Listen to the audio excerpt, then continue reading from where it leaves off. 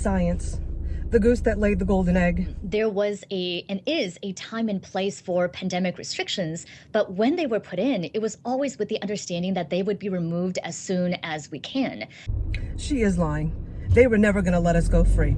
If it was up to them, they would. But y'all back in chains. That's right. I didn't say it. He did. And in this case, circumstances have changed. Case counts are declining. Also, the science has changed. The science has changed. Even if other people around you are not wearing masks, if you wear a high-quality mask, that also protects you, the wearer, too. And so in this case, I'm not saying, I don't think anyone really is saying that no one should ever wear masks, but rather that the responsibility should shift from a government mandate imposed from the state or the local district of the school.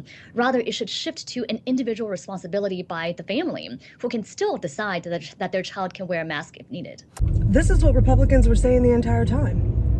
But we would be flagged. As a matter of fact, I did have a video removed, and that's where I received my first strike for saying everything that this lady just said. But the funny part to me is that he brings up a chart, and the chart looks worse today than it did a couple of months ago.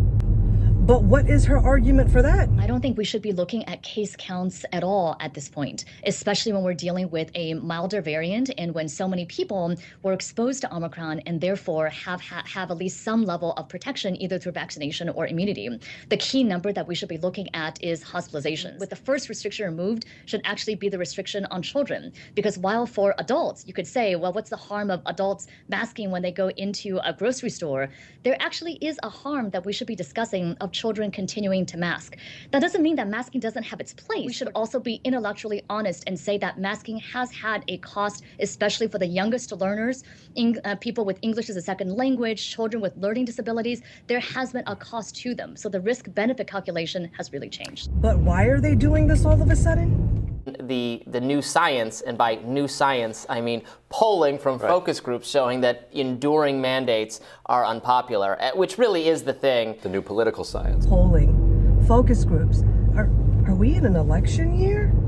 But the sad thing is, it's the same woman that gave you all of the Republican talking points said this. We have a very narrow window to tie reopening policy to vaccination status, because otherwise, if everything is reopened, then what's the carrot going to be? How are we going to incentivize people to actually get the vaccine? What's the carrot to make them do what it is that we want them to do if we allow them to be, free? Now, I had somebody write me a comment, and they said that they were tired of hearing people saying that people are waking up. You may be tired of hearing it, but it doesn't change the fact that it's happening. And how do I know that it's happening? The tyranny of Karen is coming to an end. No Karen.